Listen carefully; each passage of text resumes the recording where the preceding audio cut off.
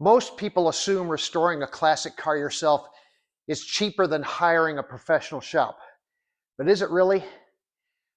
Over the past 6 years, I spent more than 3,100 hours restoring my 1965 GTO from the ground up. Like many DIY restorers, I never really stopped to calculate what it would have cost to have a professional shop do the same work. That is until now. After adding up every hour, every receipt, every tool purchase, and comparing it to current restoration shop rates, I discovered something that absolutely shocked me. If I had written a check and then handed this car over to a professional restoration shop, the labor bill alone would have been well into 6 figures. And when I finally ran the numbers, I couldn't believe what I found. So today I'm going to break down exactly what I spent restoring my 1965 GTO, what a professional shop would have likely charged me for the same work, and then the difference between the two. Now, before we get too far into this, let me be really clear about something.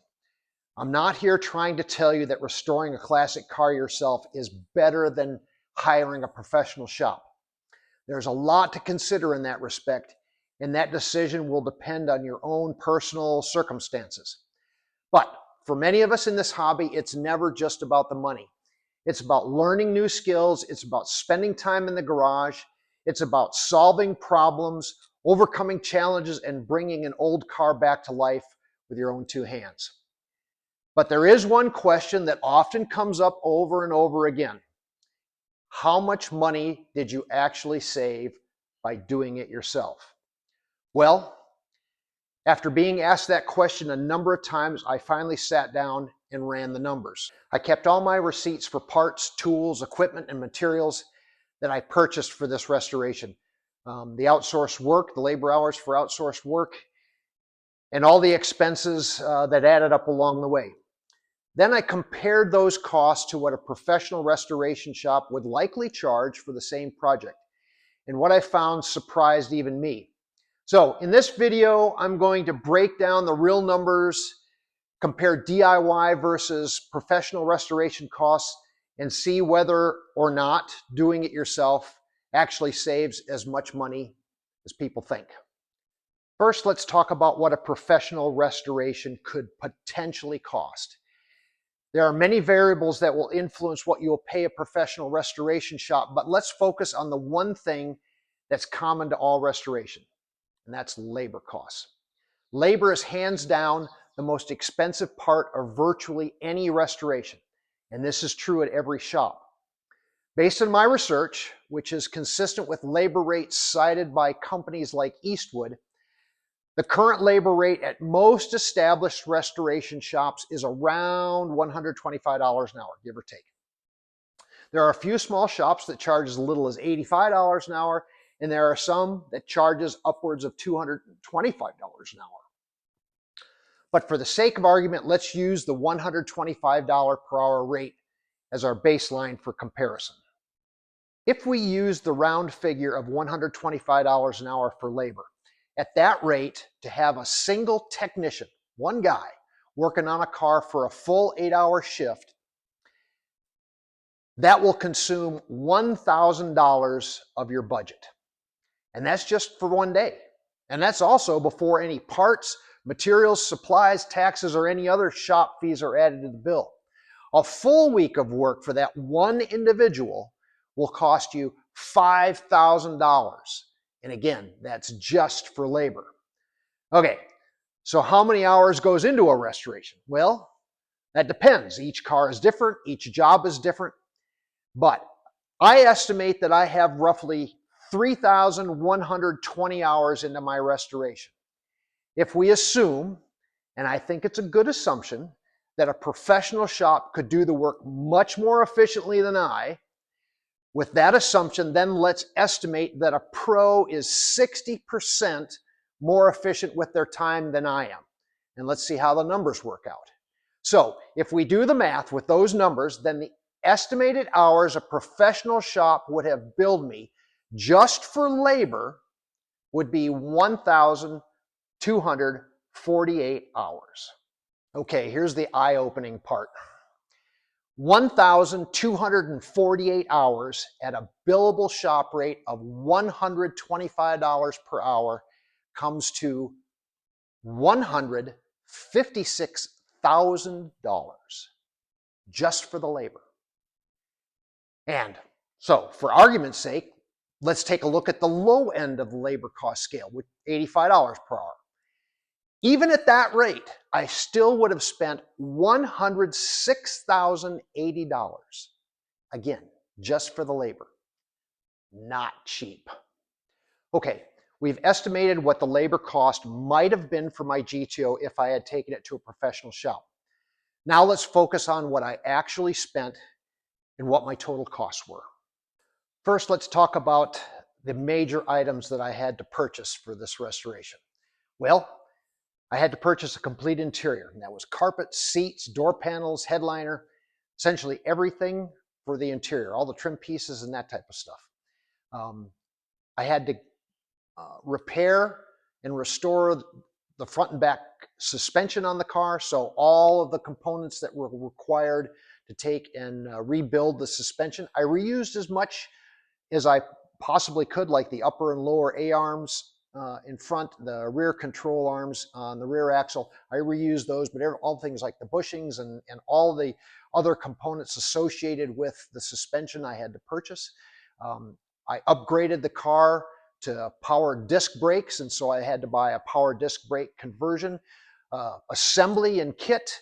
I also did a power steering conversion for the car, so I had that, plus all new steering components.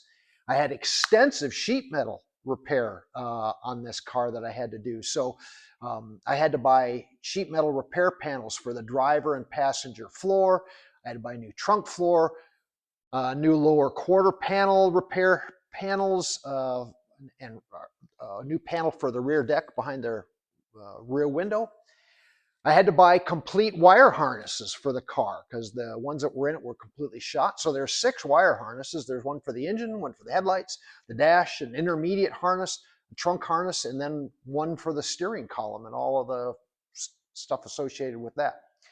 I bought a new steering wheel and all the associated components. I bought new instrument panel gauges and all the accessories that go on the instrument panel. I had to buy paint and primer.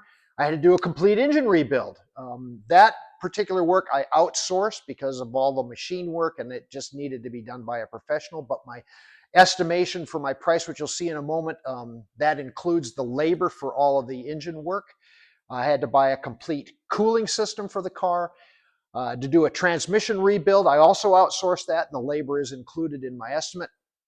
I had to buy clutch, pressure plate, release bearing, flywheel reconditioning, wheels and tires, a complete exhaust system. You get the idea. I had to buy a lot of stuff for this car, everything that you would kind of expect. I also had to buy tools. There were a number of tools which I needed to do this restoration that I did not own prior to starting the restoration. And those included things like a welder and accessories. I bought a 2-post lift to make the work easier for myself. I had to buy an engine stand, an engine crane. I bought a hydraulic press, media blast cabinet. I bought steering and suspension tools so I could disassemble and then reassemble the steering and suspension.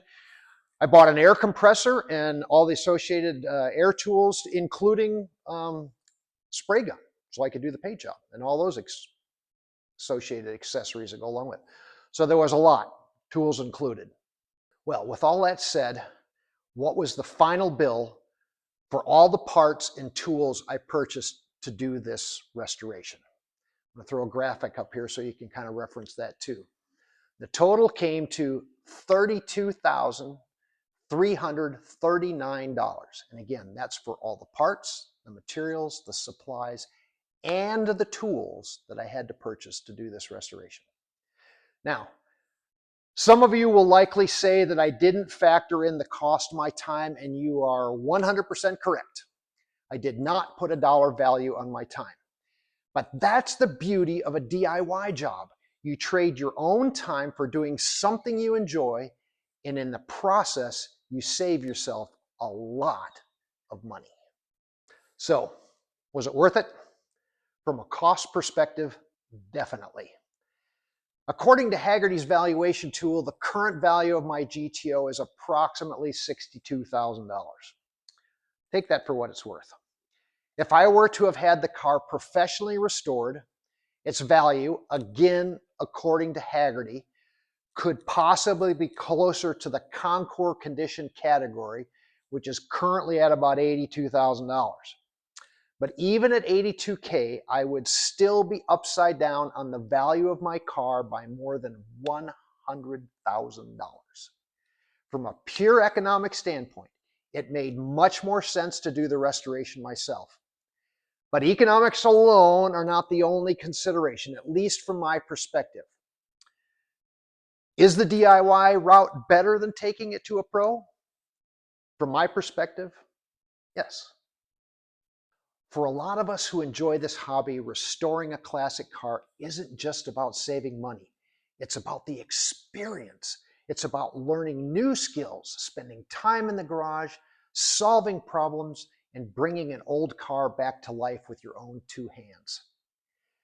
Over the course of this restoration, I experienced a lot of frustrations, and quite frankly, there were times when I wished I had started with a better car or not even taken on the restoration at all.